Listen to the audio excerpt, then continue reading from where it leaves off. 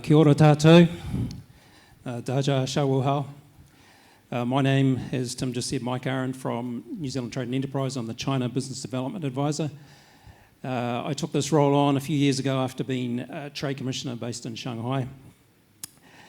And Charles has already talked about NZTE this morning, so I won't go into too much detail. Suffice to say, we deal with some 300 businesses from New Zealand and China in any year.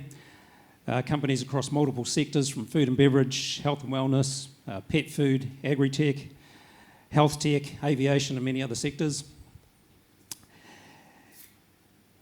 And across many other channels in China. So we have a panel here today who will kindly share some of their stories and experiences from working in China. Our panellists, as you can see from your program, bring very diverse experiences, from premium dairy to oral care to fashion to custom manufacture in China of transformers, inductors and coils. So just before I start, I'd also like to thank Fran and the team for setting this conference up. I think the information so far has been fantastic and I hope we can add to that. Very interesting so far and some really good themes coming through. So to begin, I'm going to ask each of our panellists just to give a brief introduction of themselves and a brief overview of their business in China. So if I start with you, Kiri, if you could just give a brief introduction, how long your organisation has been in China or trying to get in China, working with China, and a brief overview of yourself too, please. Kia ora koutou katoa, ko Ngāpui mea Waikato ki iwi, ko Kiri Nathan tōku ingoa, ni hao.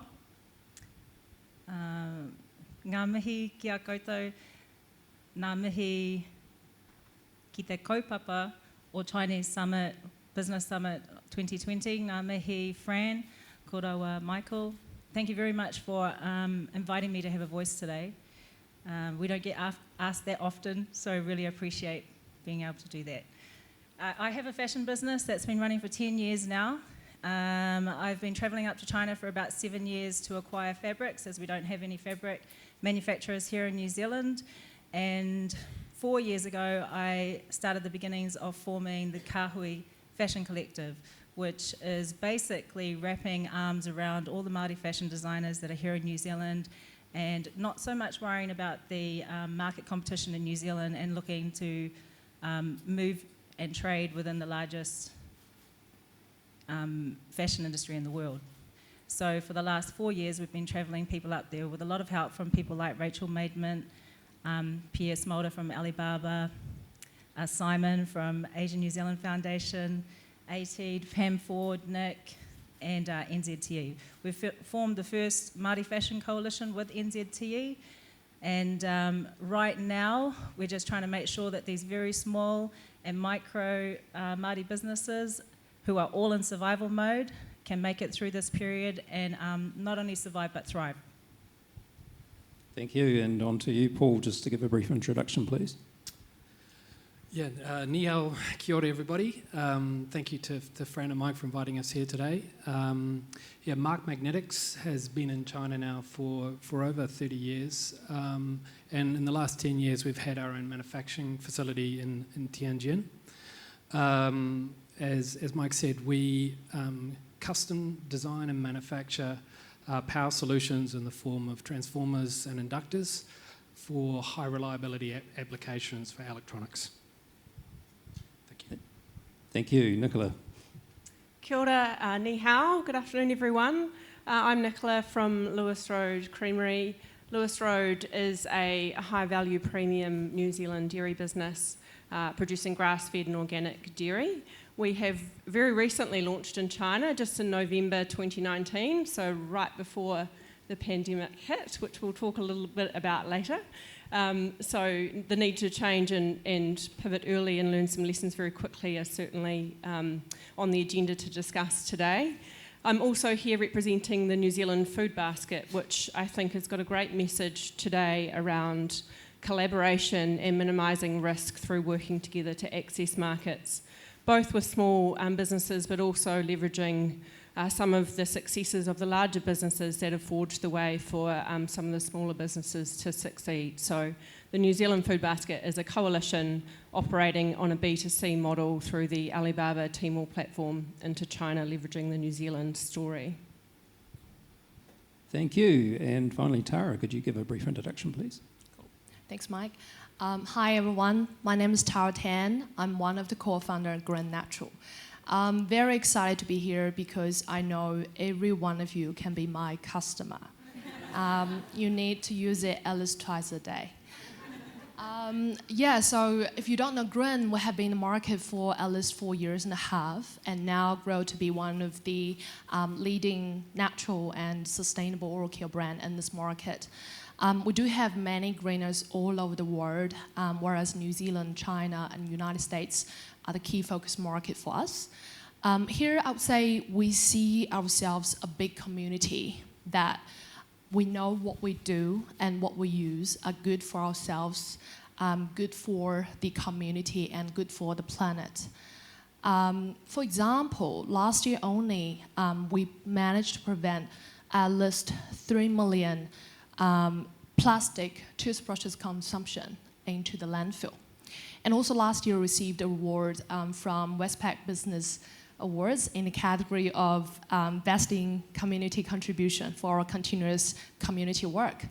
So if you also believe that what we do need to be good for ourselves, good for the community, and good for the planet, you are most welcome to join us, and I will for sure make you grin. Thank you. Thank you, Tara. Just a reminder as we go through this, please use Slido. If you'd like to put some questions through, they'll pop up on the screen here and we'll try to bring those in as we go along. But I will just start off with a quick question, and we'll start with the hottest topic there is today around COVID and how that's affecting your business in China. Really like to look at the impacts. Perhaps if you could just each describe for your business and your business plans what's happened, how have you been impacted, where you're at now, and how has this situation affected your plans or strategy for China going forward? Paul, I might start with you if you don't mind. Okay. Well, yeah, to begin with, I think in February our factory was closed down. Obviously the situation in China hit first, and so our supply chain, we've got a factory in China and also a factory in Auckland, but 85 to 90% of what we manufacture comes out of China. And so instantly our supply chain was shut down. And so we had to push pretty heavily through New Zealand government channels, NZTE, to get essential services status. And that took a long time, but it eventually came through. And so as China opened up for us, New Zealand went into its COVID lockdown, and so our business here in New Zealand was shut down. And I think fortunately that was sequential rather than happening in parallel. So that meant we could buffer over the two companies. So yeah, that was a bit of a shock. But because of the China experience, we saw that coming and we were prepared.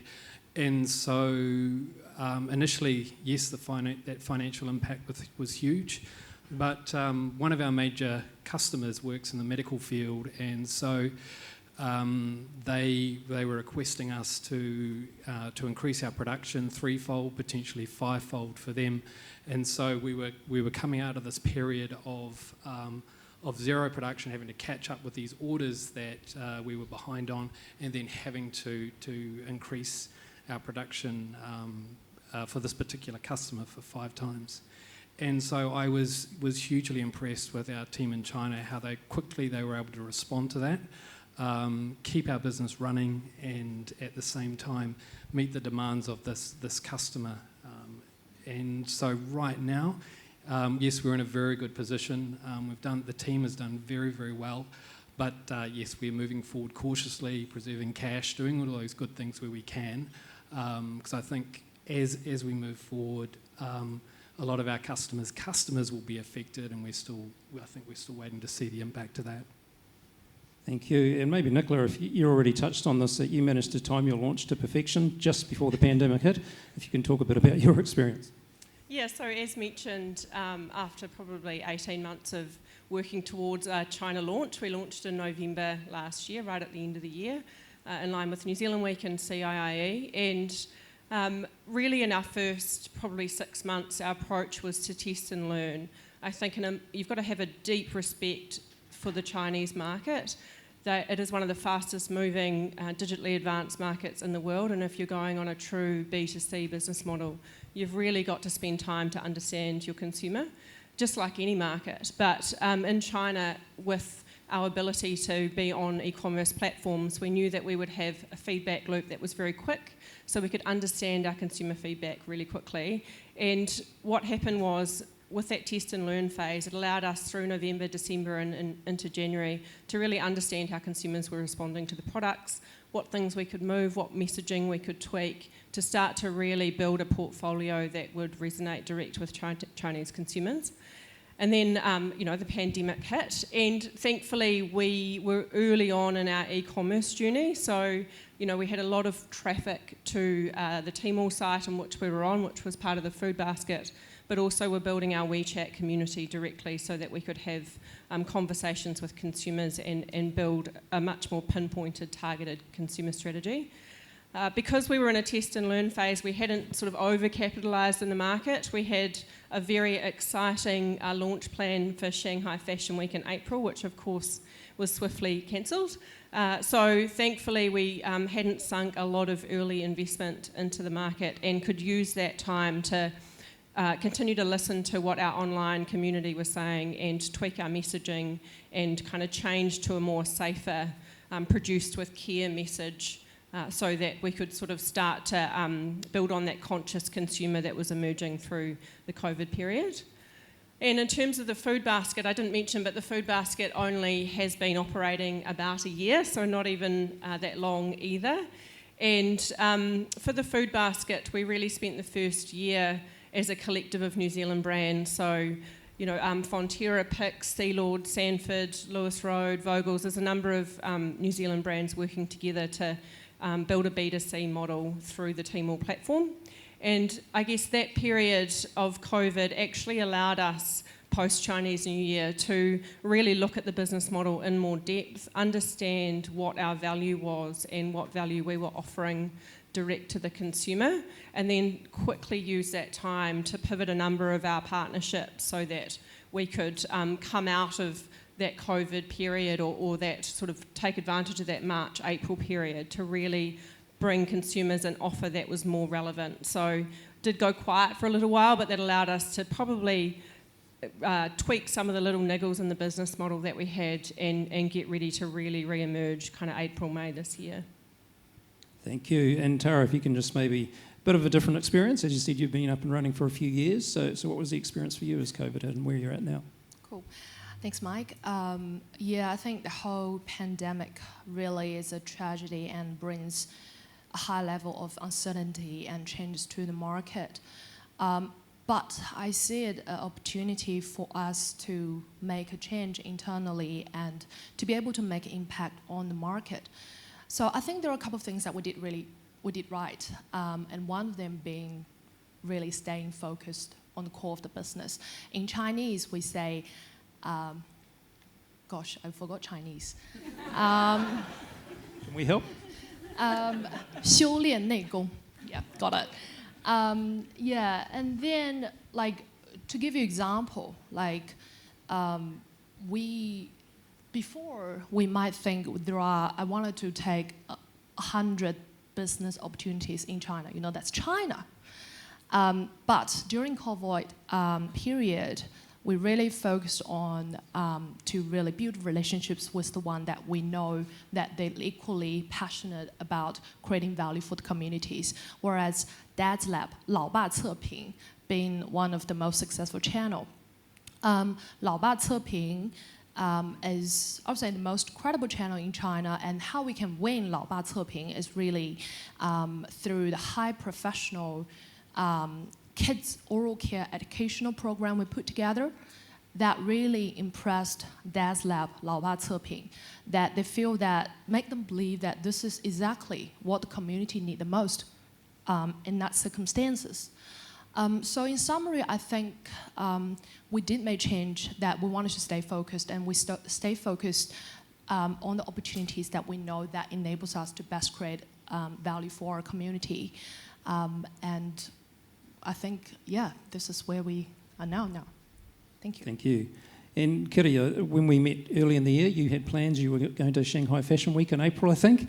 That changed fairly rapidly. Maybe if you can just talk about your experience through the COVID situation. Yeah, it did. For our personal brand, we've had 10 years of a really, really strong purpose and value set. And what's been interesting through this whole lockdown and COVID period is that those very values and purposes are the things that people are trying to reset to at the moment, or for those who are in survival mode and so forth, are trying to sort of build into their own infrastructures now. So we were heavily supported, and we did great through COVID as a personal brand. With the Kāhui Coalition and Collective, we had planned to show at Shanghai Fashion Week, and of course that didn't happen, and they went digital. So Shanghai Fashion Week and London Fashion Week all went digital. And so I immediately co-founded a new business in lockdown, a tech business, to start building strategies and ways that we can use new technology to reach our markets. Thank you. We'll continue with that digital theme, and maybe just I'll address first to you, Nicola. You know, we hear and read a lot about the need to digitise your business, or how to create a stronger e-commerce or omni-commerce channel for your consumers. There's been a lot of reporting too about the increase in consumers buying online, and a huge jump in the marketing tools like live streaming, which we've heard today, and KOLs. So it sounds like we're all seeing and experiencing this, but can you share what, for you, for Lewis Road Creamery and perhaps for New Zealand Food Basket, what does that shift mean for you in terms of towards more digital business? Sure, thanks, Mark. I think firstly, I'd love to see us move away from the word digital. I think, you know, our technology ecosystem is how we all live our lives these days. I mean, everyone in this room's got phones and is on many multiple platforms that we sort of call digital. And I think when we talk about digitising the consumer experience, it's actually just how we connect with them in different aspects of how they're living their life. So, you know, I think Lewis Road's always had that approach to how we're talking to our consumers, and we guard that very, very closely. We always are making sure, no matter what market we're in, that there are minimal layers between the brand, us, and the consumer, because otherwise the message gets lost, it's less authentic, and you don't get really rich feedback loops about what actually consumers are saying about your products. So that was the approach we took in China. We very much wanted to uplift the New Zealand business model and put it into the China market, and that obviously comes with challenges. I'm clearly not fluent in Chinese yet.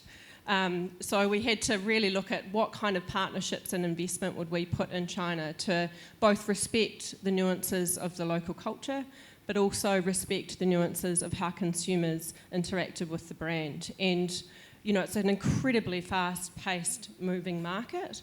You know, 6 different trust points for a consumer to try a brand new brand, which, you know, is, when you look at all the different digital platforms in China, that's a huge ask for a new brand to build content and have a depth of engagement that we're just not used to in New Zealand in replicating. So it was about uplifting the Lewis Road model and putting it in the market, and just looking at different ways to talk to consumers that were, in a lot of ways, very similar to New Zealand. It just needed to be a richer, more engaging experience, and it moves a lot faster. So in saying that, of course, the channels we therefore launched on in China were digital or e-commerce, and that was really enabled through the Food Basket Coalition, which gave us a real safety net of partnerships to test and learn with, and then also having our own WeChat mini app and a direct-to-consumer model that allowed us to start building a very small but loyal Chinese community. Thank you. And Tara, I'll just ask you to continue on the digital side of things. You know, in terms of e-commerce, are there must-haves? Are there must-dos? Any other advice you can give to the audience, please? Cool. In order to answer that question, Mike, I think I need to give my definition about direct-to-consumer. I know a lot of people talking about D2C being a business model, but I personally don't agree with that. I believe direct-to-consumer is an approach that enables us to stay with our customers as closely as possible. To us, I don't see this as a business model. I think what we really learned in the last few years, operating in China and also in America, is that we don't try to cope up with the changes, though it's always changing. The whole direct-to-consumer ecosystem has been built really well in China or in the United States. And I think this is when and where you should start to look for the right partner, the value matching partners. Let them to do it. There are so many service providers, TP companies, MCN companies can do a very good job for you. But what we should really nail it is we need to find our winning formula. So why we can win this customer is so important. For example, at Grin, I believe how we really win our customers in China is that we provide our customers with enough oral care education. That's how we do create value for them. And then think about it, if Dad's Lab, through the tools that we give it to them, they could really help their followers to know this, and which earns their respect and appreciation from the market. It literally also give us followings and sales if we want. That's my biggest learning. Thank you. I just need to ask a question that's come up on this prompter here, because it's quite distracting. I keep looking at it, and it says, my 2-year-old loves your toothpaste, and thus I've been researching your product by literally eating them for a week, as I know my son will eat it. So good enough to eat, that's good. But maybe if you can just continue talking about and sharing your journey of expanding Grin into China and how customers or consumers resonate with your brand. Thank you for the question. I'm glad my daughter is not the only person eating toothpaste. I think for our plan, continue growing our brand in the market, we will definitely focus on how we can create value for the community. Because I've been having the conversation with a lot of Kiwi brands here, is that we're talking about, well, how we can really win customers. And we sort of touch base on the common kind of conclusion is that if we are unable to create value for our communities, for our customers, how you can really making sure they will follow you and like you and respect you as a brand. Because the world is running a surplus. Customers don't need any single product, but they need your contribution. I think for us, continue helping Chinese customers knowing, growing their awareness on oral care and know the right way to look after their oral health is the key of our focus in the China market. At least they will know every day before brush, they need to flossing. Because not many people will floss in China, for example. I don't know whether you do floss, but we do sell biodegradable flossers. Thank you. You're doing a very good sell job. I should. Kiri, if I can just return to that question about digital and what that means for you or what it has meant for you. You already touched on the fact that you've started your own digital platform, but can you talk a bit more around what that might mean for particularly the Kahui Coalition in China? Yeah, sure. We did a pop-up shop in Britomart just before COVID or lockdown hit. And it was just for a month just to test the market, and that went famously well. And so the plan was to look at a larger space and literally establish the first Māori fashion department store within our waterfront area. Obviously, that's just not an option now. We're talking about small and micro businesses here that are already freaking out. And so to throw them into something as unstable as that is not an option. So I'm halfway through the build of our first online Indigenous fashion department store. And this way we can meet the global market in a way that not only is a selling tool, but most importantly, it's an education tool and a connector of culture.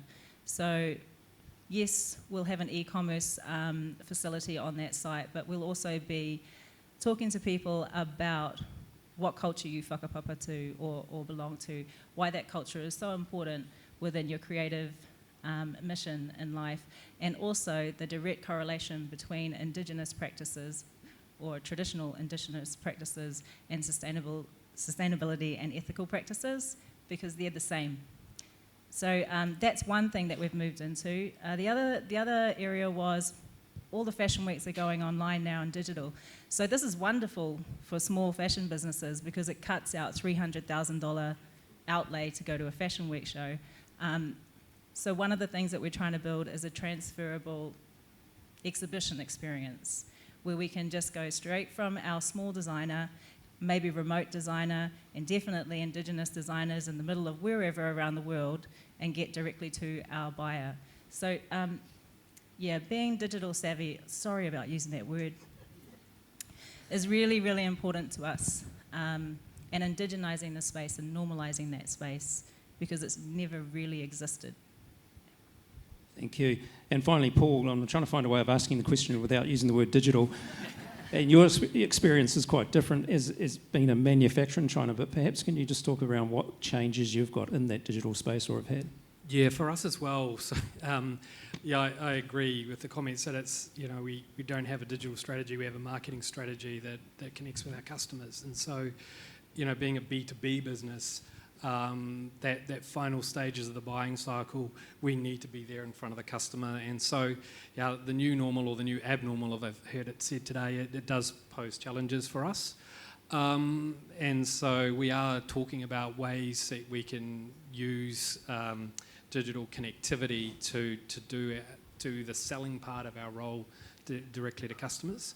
I think looking earlier though in the buying cycle for us is one of our biggest challenges is because we sit across a number of different industries is being known and getting known to those customers. So we're, you know, our website is obviously key in terms of capturing those potential customers, communicating our value message, and starting the buying process with them.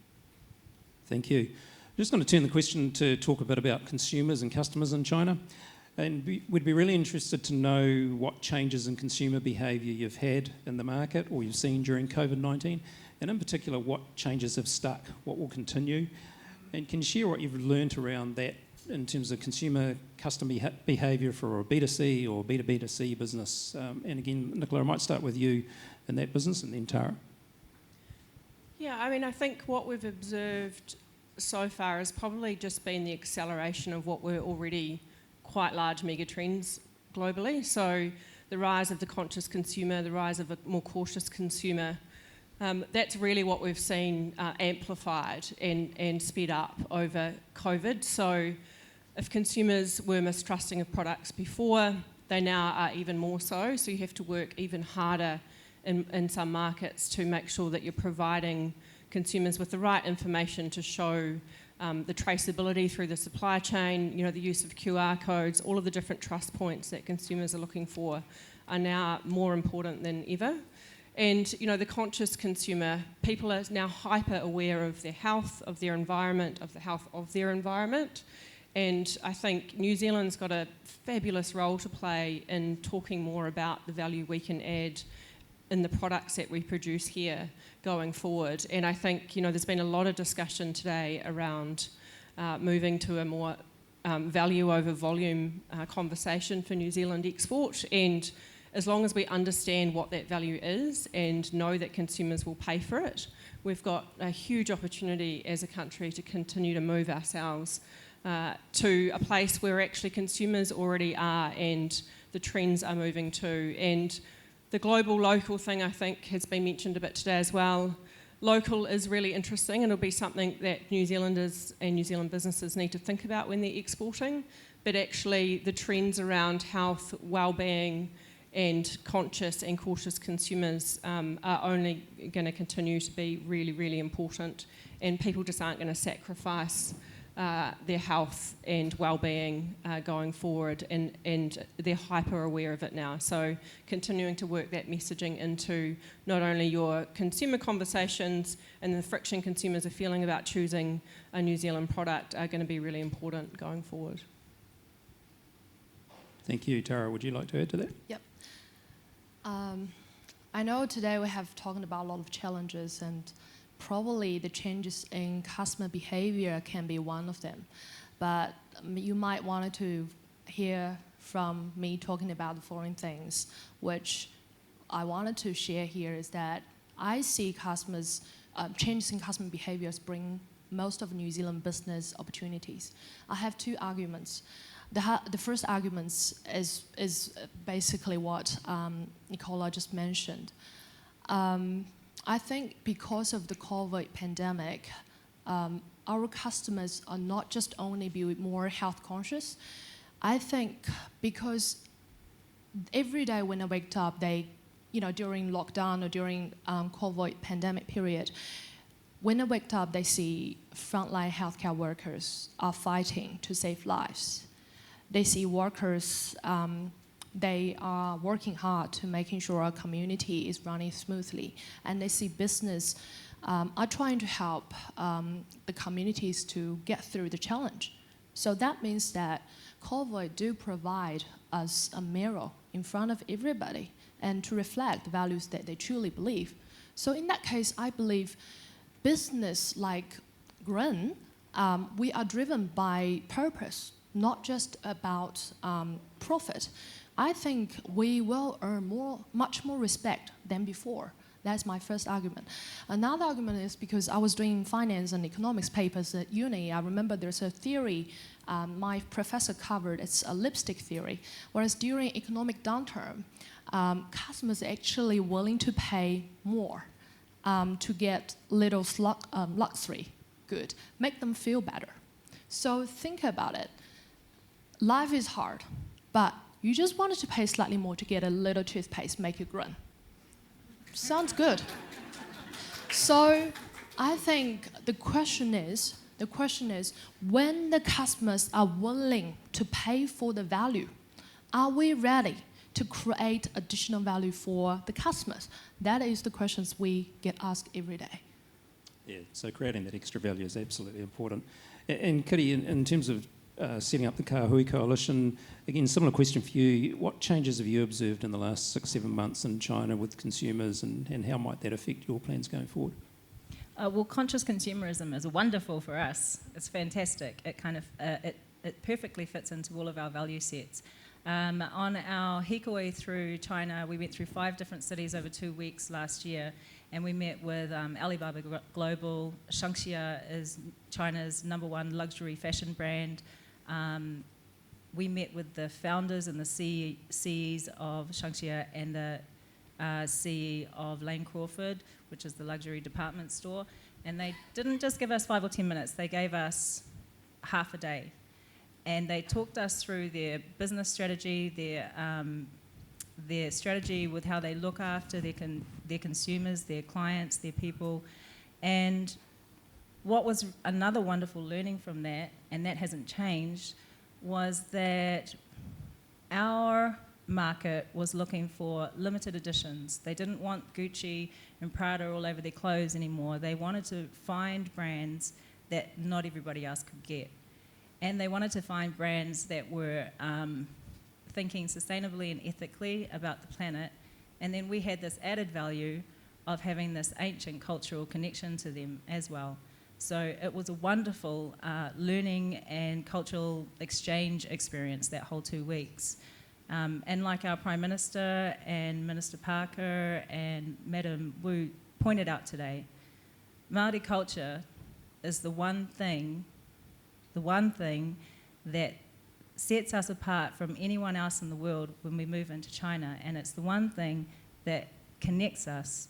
We whakapapa from there, so there's indigenous and navigation connections, and those things, even if they weren't spoken, and all of our interactions with anyone in China were really, really prevalent.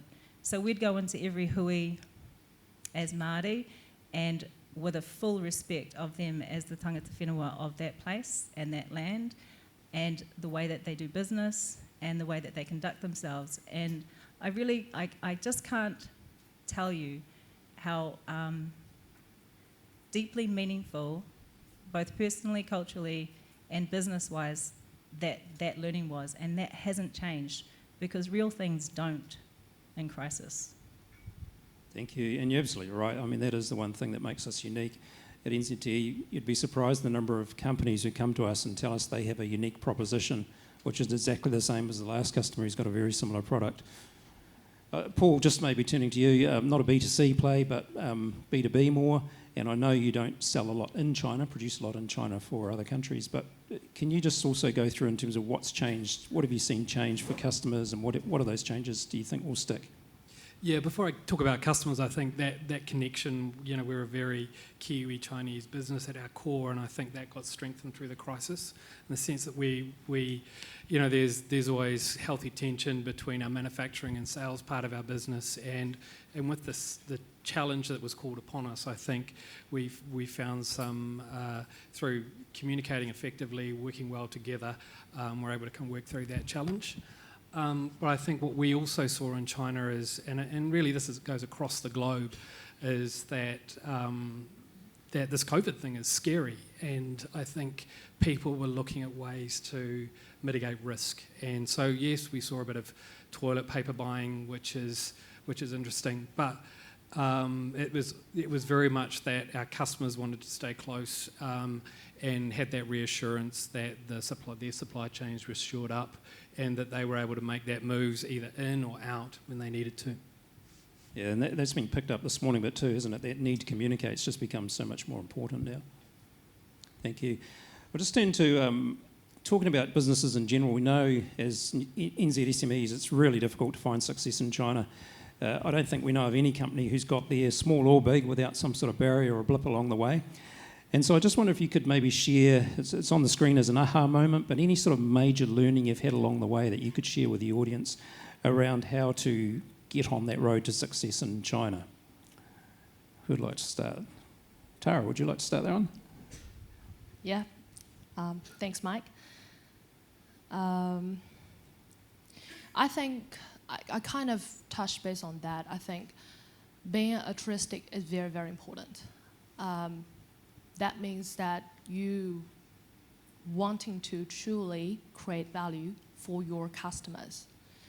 And I think most of business are already aware of that. And another thing I think I wanted to kind of highlight here, and this is my learning as well, is that being altruistic also means that you wanted to support your partners really well, especially in China. For most of Kiwi business, you probably don't have a local team. But what does that mean to you? Is that you need to really construct value for any partnership that you enter into.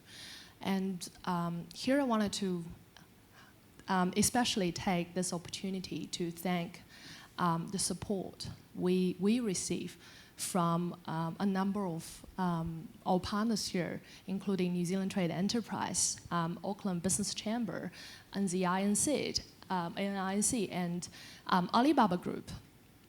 I feel that without your support, we will not be able to make it. And also, in our business, we are encouraged to think that how we can really also create value for you, so that we can pass on our learnings, the mistakes we made, feedback to you, and for you to share.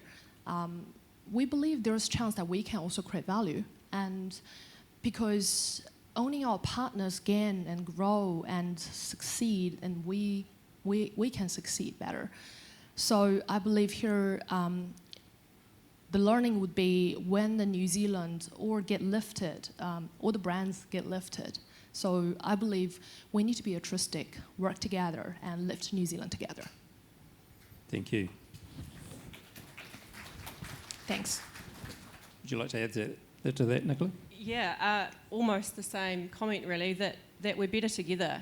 And I think there's no better time than right now. I mean, I think, Miles generously offered his support as well in an earlier conversation, that, having been through the food basket experience over the last 18 months where we've had 15, traditionally competing New Zealand food and beverage businesses work together to access one of the world's biggest markets, has just proven that the pooling of resource and knowledge and capital and brand equity has only meant that we can be more successful and have less people fail along the way. And now more than ever, people are really willing to offer their support, their encouragement to sit down and have a coffee, just reach out and ask, because everyone has had war stories of what's gone wrong. NZTE and a number of other agencies are hugely supportive and don't feel like you're going it alone, and do as much homework and meet as many people as you can before you make a decision to enter a new market. And it's the perfect time for us as a country to be sort of working together to make sure that our brands and our products and our services are delivering what they can for New Zealand, because most of the companies in this room that are exporting are continuing to build brand New Zealand for the recovery in the future. So we're much better together. Thank you. And certainly, again, it's something we see a lot at NZT. At the end of the day, we talk about SMEs, but we're super small SMEs when we come to China. And you understand here in New Zealand, of course, we compete intensely for supermarket shelf space or chemist shelf space.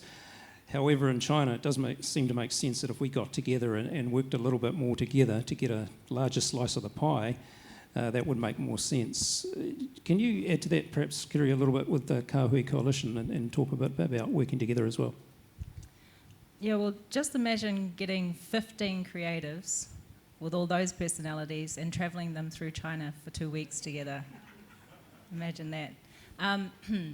There were a few, there are always challenges in bringing people together, and especially when they are entrepreneurial thinkers, when they are creatives, because they're very, very passionate about what they're doing.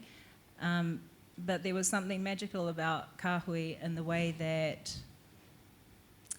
nobody could seem to get to market, or people were struggling to find a machinist. This is just in New Zealand. People were struggling, or Māori fashion designers were struggling to get any traction forward. So in forming the community, it was just a group of people who really actually loved each other. And so normally in that circumstance, in any kind of fashion industry, people would be cutting you at the heels or stabbing you as you went onto the runway. But in this particular group, everyone genuinely supports the success of their peer and their friend and their colleague. And that's something that's really, really special, and something that really shines whenever we go into any environment. And so when we talk about this particular kaupapa, genuine relationships, you know, it's the base of everything, isn't it? And for our businesses, just being authentic in what our product and our service delivery is, having quality.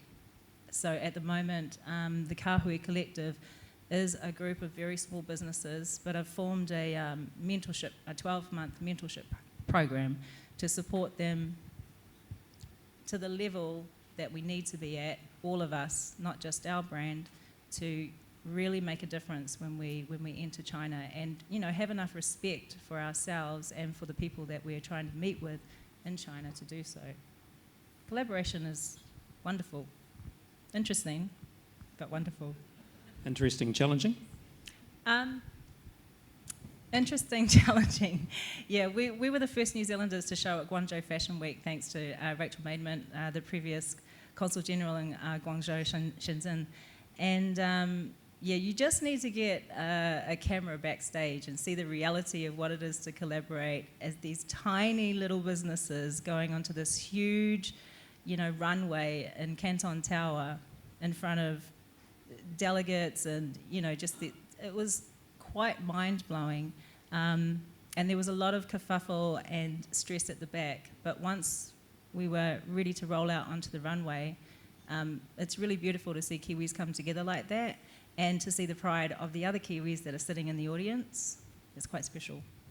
Oh, it is, and certainly when I was in Shanghai, we saw it. We run a program, we take companies up, a group of companies for a week, give them quite an intensive week, and we had a couple of competing companies. I won't tell you the sector, or you'll probably figure out who they were, but they came up, they were quite reluctant to come up on the same group. And it was really interesting over this week-long program. After about day 2, they started going, oh, you've got the same problem as me, right, in China? And they're going, yeah, we've got the same problem. And we're going to spend probably about $30,000 or $40,000 individually to sort this problem out. Why don't we work together? And sure enough, they did, and they both solved that problem much cheaper, obviously, than they would have done by doing it independently. Thank you. I'll just pause there and see if there's any questions. We've got a few questions on the screen, but I think we've tackled most of those. So I just want to see if there's any questions in the audience before we go any further. And bear in mind, we can sort of see this group here, so if you're out on the fringes, it's a bit hard to see you. Jade, you got a question there?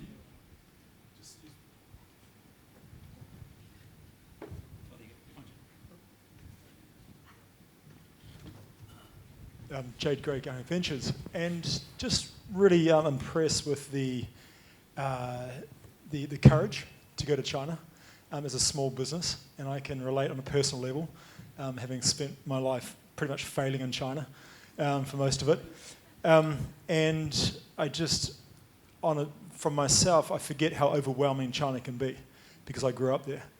But for somebody going to market, and anybody from yourself, I think you said 6 months in market, maybe 4 years, and whatnot.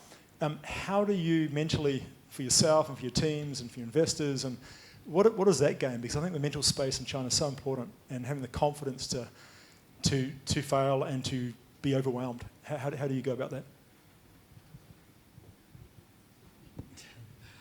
Yeah, for us, I think we've been in China like 20 years in a JV for over 20 years, initially in a JV structure, and last 10 years with our own business. And I don't know that it's become part of the fabric of our business. It's how we operate.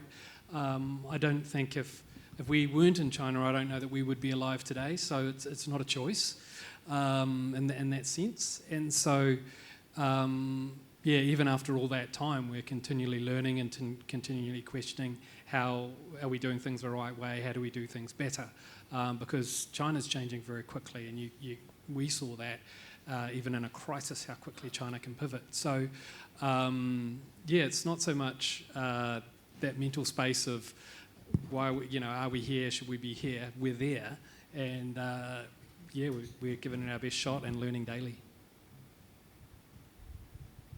When I first went to China, I went with my husband, and we bootstrapped it hard. We had no money. We ended up staying in a motel where there was no English speaking. We didn't know what there was nowhere to eat anywhere. It was absolutely terrifying. I went into the fabric markets with a piece of paper that I'd asked my New Zealand-based Chinese friend to write in character how much per metre. So I went into the largest fabric market in the world with this little piece of paper, and you just do that, right? You just hustle, and then over the years met a few people, and I'm looking around this room at the moment, and there's a scattering of all these wonderful people who have supported my personal journey in business and also the Kahui Coalition. I mean, Stefan and Wing have introduced me to so many people. Also, they introduced me to the best seafood restaurant in Guangzhou. I will share it with you on the platform. And what happened was 4 years ago is two young Māori designers came up to me at separate times and said, "Can you please help me? I can't make it in my business here because the fabrics are too expensive, and I just can't see a way forward. Can you please help me?" And so I tried to from New Zealand, and that was just impossible. You have to take people to China to engage and trade in China. And so I put a terrible pitch together, and sent it out to everybody that I knew, and managed to scrape together 20K to take over 5 young Māori designers.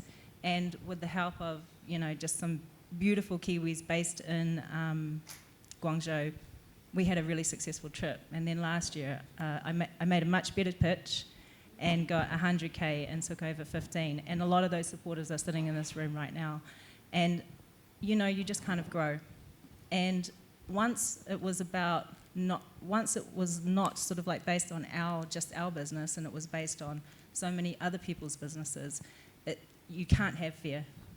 You just have to embrace what it is and roll with it, because you can't let everybody else down. Yeah, and just probably,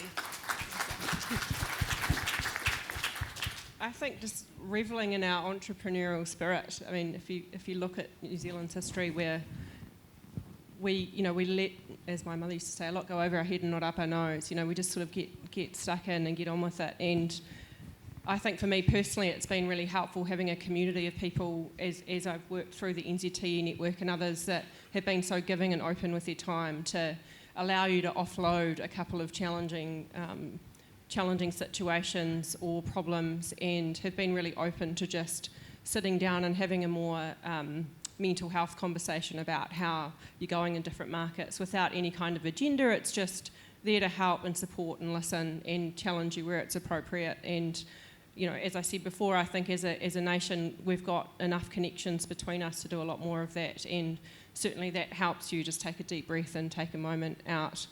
And lastly, probably just respecting the Chinese culture. I think we've had some beautiful experiences, to touch on Kiri's point, where, and there's humour in some of them that are just fabulous moments where there's been, you know, a slight sort of misunderstanding or moments where we can genuinely build respect and trust, but have a good laugh about it afterwards. And I think those are the moments, certainly recently after some of the challenges with COVID, where we've just sort of taken a lighter touch to some of the problems that we've been facing, and just enjoying tackling a new market together as a China team. So,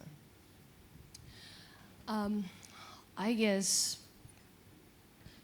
because I come from China, but there none of the single second I feel like we have any competitive advantage operating in China, to be honest, because I just feel, though every year I went back to visit my families, but it's just changing, and there's no way you can know what most of the customers are thinking. So I think we have made a few decisions and take actions since then. Is one of our co-founders went back to China last year and growing a local team there, and we found that really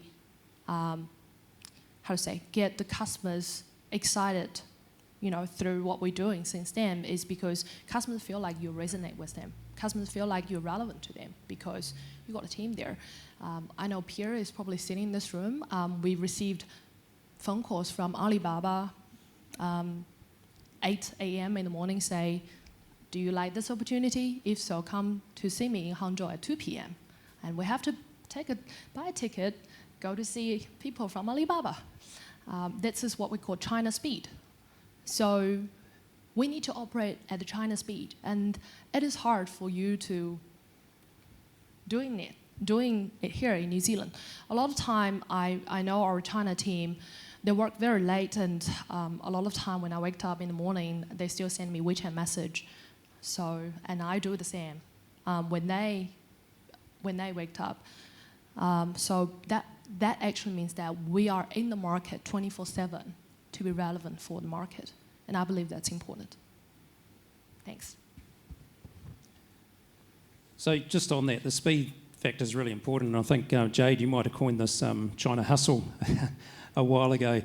The need for speed is much easier when you've got people in the market. So I know, Tara, Paul, you have people in the market. I'm not sure about Lewis Road Creamery, and to pick up Kiri's point, how do you do this, right? Because I'm a firm believer, if you're going to be successful in a market, you either have to be there or be travelling there just about all the time. How are we going to do that? As much as Greg Forum would like us all to jump on planes, I think the appeal of going and sitting in quarantine in a Chinese hotel for 2 weeks and then back in New Zealand another 2 weeks in quarantine is probably a bit much for most people. So how are we going to do that? How are we going to sort of be in market when you can't physically be in market? You have to be innovative and bring your humanness out. So how do you get your humanness across through technology? It just comes back to being genuine, knowing your brand, knowing your foundation, building structures. It's taken me 4 years to build what I know is an ecosystem that's necessary to build our first Māori fashion industry in New Zealand.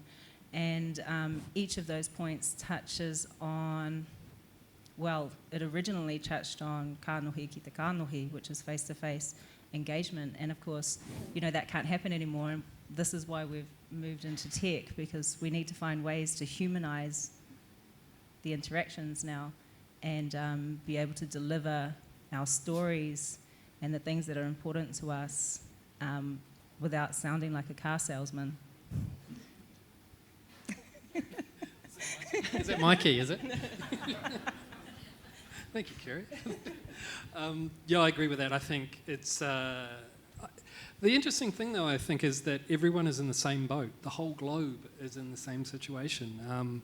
And so we're all kind of waking up and going, how do we do this now? And so for us, it will involve technology.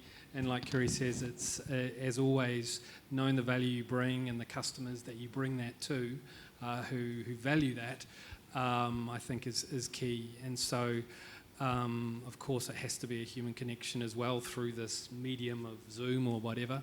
But we all find a way, and we're all at the same starting position. Yeah, I mean, I think a couple of things. One, Lewis Road and the Food Basket had to be more flexible with the Chinese team's work hours, so they're not based in China, but allowing them to do sort of a 2 p.m. till goodness knows what time. I think everyone recognises that China's never offline, and it astounds me actually how many WeChat messages I can wake up to in a morning. But I think just being as flexible as possible and continuing to communicate digitally as we have to. However, that requires much more investment in sort of our messaging, how authentic we are. If you're in the early stages of building a trusting relationship with your Chinese partners, which Lewis Road is, having only sort of just started in market, we have to work twice as hard or 3 times as hard to make sure that we're communicating clearly, frequently, and continuing to build trust with those partners without having to be in market. And I, for one, am missing the hot pot dinners up in market, but I think the more that we can continue to do that quickly and frequently and just bring up and have a conversation, what's challenging for you today, Mr. Distributor in Shanghai, or how can I remove some friction for you with what you're doing in terms of importing my products? Just ringing up without an agenda, but asking how we can better serve our distributors and our customers and our consumers in market is always welcome. Thank you. We've got time for one more question, I think, so just checking to see if there's any more questions in the audience. Not that I can see. Well, we might wrap that up there, Mike. I'll give you the floor back. Thank you. Thank you very much, Kiri, Paul, Nicola and Tara. Really appreciate your insights today and hopefully look forward to seeing you back at the summit next year. Thank you.